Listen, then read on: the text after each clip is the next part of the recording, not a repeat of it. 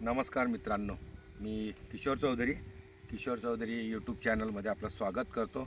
आज 6 November 2025। कालचाही video फार आपल्या शेतकरी व्ह्यूअर्स यूट्यूब व्ह्यूअर्सला आवडला, कॉमेंट्स पण पाहिल्या, छान आहेत।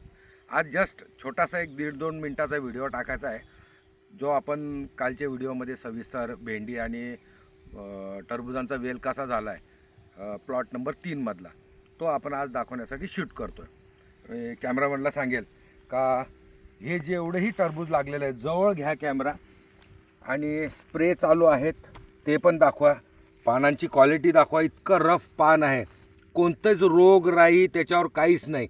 सगळी लाईन दाखवा, भेंडी दाखवा का किती सुंदर भेंडी झालेली आहे। ऑर्गेनिकमध्ये नक्कीच ताकद आहे, हेच मला याच्यातून सांगायचं आहे तुम्हाला।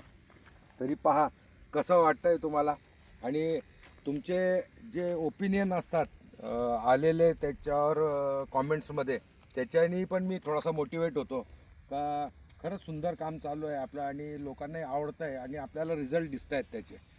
समोर स्प्रे पण चालू आहेत, 3 पंप चालू आहेत आणि एकच ब्रीदवाक्य, बायोरिच आणि अल्ट्रासी, दुसरं काहीच नाही।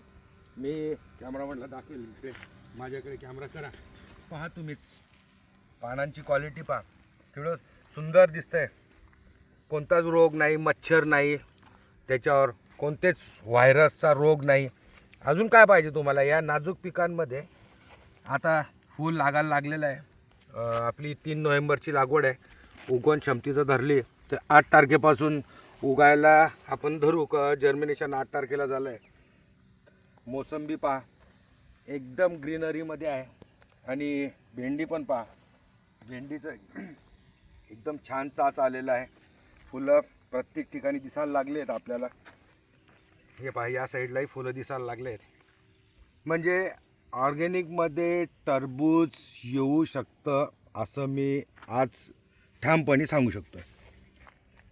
पहा तुम्ही आणि पूर्ण प्लॉट पाहून घ्या, म्हणजे जवळून दाखवतो, लाईन पण दाखवतो, स्प्रे पण दाखवतो। आणि हा युनिफॉर्ममध्ये प्लॉट आहे। युनिफॉर्म म्हणजे एकसारखा, युनिफॉर्मचा अर्थ होतो का एकसारखा झालेला प्लॉट। पावसाचाही त्याच्यावर कोणता प्रादुर्भाव नाही, कमी पाण्यामध्ये सापडलेला आहे, त्याच्यामुळे पूर्ण युनिफॉर्ममध्ये झाला आहे। छोटासा व्हिडिओ बनवला आपण, बस एवढंच मला बोलायचं होतं। व्हिडिओ आवडला तर लाईक करा, चॅनलला सबस्क्राईब करा, मित्रांना शेअर करा, आणि कोणीही जर माझ्या शेतावर व्हिजिट द्यायची असेल तर त्यांना स्वागत आहे माझ्या शेतामध्ये। तुम्ही या, मलाही मार्गदर्शन करा, मी कसं करतो आहे, काय करतो आहे, एवढंच बोलतो। नमस्कार।